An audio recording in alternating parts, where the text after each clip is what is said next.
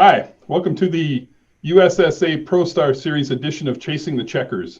It's my honor to be back in the seat again, visiting and chatting with some of the most interesting personalities there are in ice oval racing. And if you're going to start a program like this, I guess there's no reason that we wouldn't start at the top. So I'm very happy with today's guest. It's the driver of the number 102 Polaris, Blaine Stephenson, the current reigning world champion, the three-time repeating world champion, something that's never been done, and really at the top of your game right now. So welcome, Blaine, and nice to see you. Yeah, thanks. I'm happy to be starting this new series off. I'm excited to see where it goes. Great, good. Glad to have you on board. So we're going to try and take things light and easy, nothing hard or difficult tonight, but let's talk a little bit about the off season first of all. Coming off of the three-peat, what's the off season look like for you? Do you try and shut down for a while? You try and just get away? You try and get a break from everything, or are you constantly in race mode? Yeah, I mean it's nice to get away and stop training a little bit and kind of let loose throughout the summer. Obviously, this year's been completely chaotic with everything that's just going on in the world, and then personally, we had my wife and I. Now we planned our wedding and did all that stuff. So planning a COVID wedding was not fun, Yeah. but we're happy to get through all that. And recently we've started to kind of get ready for the race season again. So getting back into the swing of it, and that includes working out, and I've had a few conversations with the walls and stuff lately as well. So kind of making our plans to get on the sled. Great. How much time does it take you preseason before you're actually ready for the ice the first time? As far as like sled prep and stuff, the guys do a lot of prep through the summer months, and it is a lot of Dermont tinkering on stuff and just making sure our stuff is ready to go, and Tom's stuff is kind of where all that stuff needs to be. Dustin does do a little bit more of the focus on that one. But so that side of it, it's extensive, and those guys work really, really hard. And we really appreciate what they do for our my career. And then on myself, I start working out in the middle of summer, if not earlier. I try not to burn myself out and that kind of thing, but it starts fairly early. Good. You mentioned something there kind of in passing, and I suppose we have to start fending off the single females from your trailer now that you're married, huh? That's pretty exciting news. So congratulations on that. Yeah, thank you. It's been a long time coming, and I was really excited, and our day was great. Just super happy to have my wife now. It still is weird to say, but it'll catch on. Yeah. She's a special person. I've gotten to know her a little bit over the years as well. So really happy for both of you guys. When we were promoting this segment, we had somebody send us a question. Ryan wants to know if your mental or physical approach to this season will be different, knowing that a 4-time repeat world championship is on the line. I think it goes back to kind of what I said after the race last year. Guys will tell you that they race Eagle River as if it's a different race, or they don't think about it, and that's not how I've approached it really the last 2 years. Just knowing I don't want to say there's pressure to win again, but knowing that you're the guy that has the asterisk by his name kind of deal. So as far as like physical preparation, I haven't done a whole lot different. It will be different not riding the sled much before the year. Right. As of past years, we go to Ironwood and Beausejour and have a few test dates. So hopefully we get on the track this year before we get to the Derby. And then race-wise, the sled will be prepped just as well as it ever has been. So I'm not worried on that end of just got to focus on myself at that point. I saw an interesting interview with Kyle Larson, and he was talking about his sprint car racing this summer. And I know that you follow him. I see you watching similar posts that I do. And he talked a little bit about when he comes off the track that he doesn't necessarily tell his mechanic the changes to make. He tells him how the car performs and lets his mechanic make adjustments based on that. And it made me wonder how ice oval racers handle those things. When you come off the track, I know your dad watches with an eagle eye.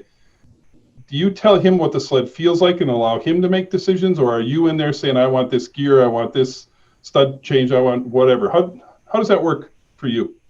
Yeah, so usually, engine and clutching and that wise, that's a lot of my dad and Dermont Wall. Dermont is in our trailer a lot. And he does have an eagle eye and an eagle ear. So it's very much what he's seeing and hearing and what we get off of the data that way, as well as what the competition's doing. That's where you got to base yourself off of. Chassis wise and how it's handling and everything, a lot of that comes more on my end. Just racing everything that we did in my amateur career, from the juniors, and especially running like an F500 and then limited 500.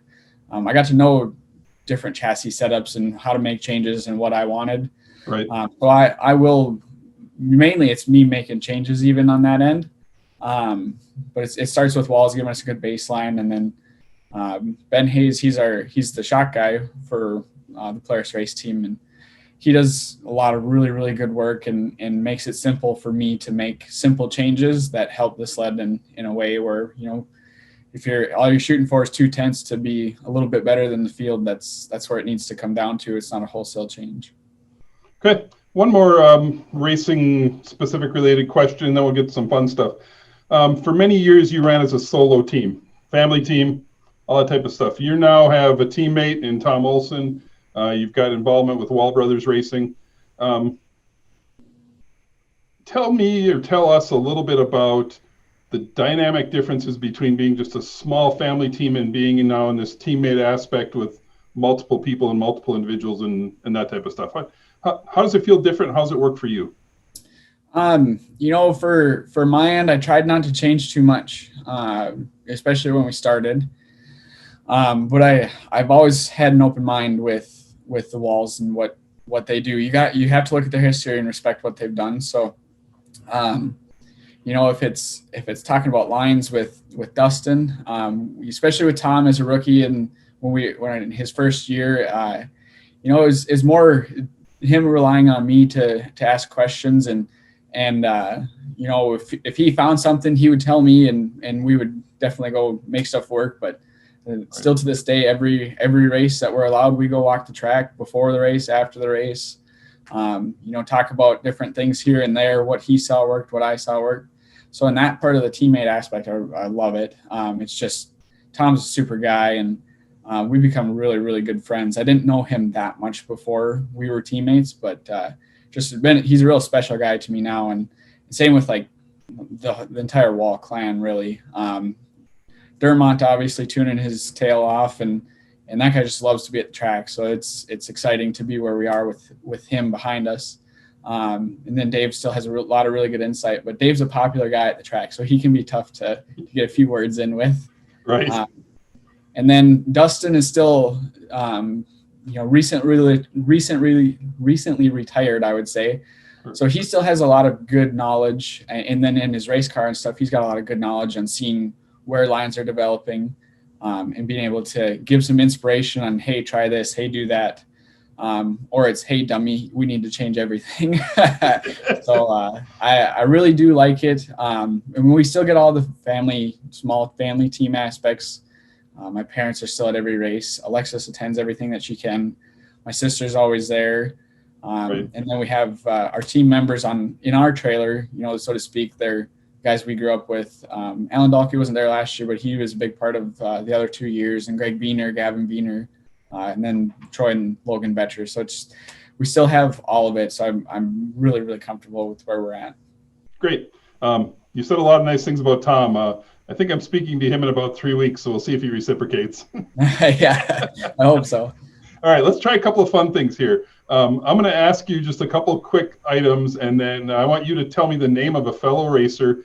But just for fun, I don't want you to pick yourself or Tom, just because you're teammates and it's all your stuff. So you ready? I'm only going to do 5 of them. Who's got the coolest looking sled? Does it have to be current? No. I always thought Joey Fierstead had really clean sleds. That's right. He was the number 16. Mm-hmm. Yeah. Okay. Over your career, who do you think's got the best hole shot? Between Gunnar Stern and Malcolm Chartier, those two both had rockets, and Jordan Wall was always quick too. Okay. The first fellow racer you'd call to go for a night out? First, Dustin Wall. All right. What holler's got the best food? Oh, the Van Stridon collar. Okay. And last one is tell me the name of a former racer you wish you would have had the chance to line up against. Ooh, that's tough. I've probably got a list. Number one would be probably JB, Jerry Bunke. Steve Thorson would be another really cool one. But Terry Wall, PJ Wanderscheid, I know I got to line up a few times with him. But okay. Cool. All right. A couple things here as we get towards the end of it. I'm going to try each time I talk with one of you guys to ask you for not a trade secret, but a tip that potentially the young and upcoming racers are either overlooking or not spending enough time on, or not putting the effort into researching and developing that you think could give them an edge going forward in racing. Now, obviously, our hope is to keep growing the sport and bringing kids from the young fields and classes up towards where you are, but somebody's got to help them and mentor them. So I thought as I talk to individuals like yourself, if we could say, tell me one thing you think is overlooked maybe today, and something that would help these young racers really get going.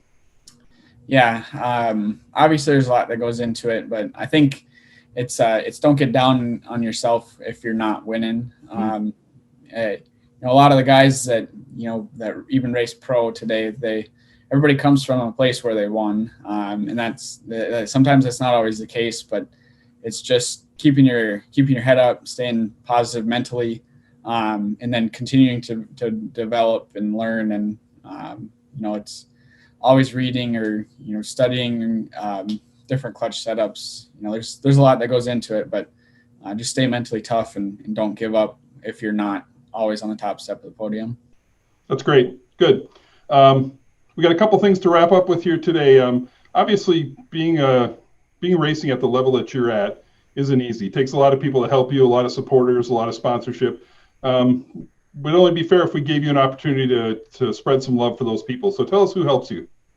Yeah, absolutely. So we're kind of at the preliminary stages of sponsors and stuff this year with all the crazy stuff going on, but right. Obviously back on board with the Wall Brothers Racing crew. So everybody there, Dave Dermont, Dustin, Terry, Jeff, Jordan, Brandon, Mary, everybody who's at the shop, they all do a really good job. The guys and gals at Polaris, Tom Rager Jr. is the race director. He's been a huge support ever since we've gone pro, as well as Ben Hayes working on the shocks like I was talking about. FXR Racing, everybody there keeping us looking good, staying warm. Bell Helmets has been a partner of mine for 3 or 4 years now. And then my whole family, my wife now, Alexis.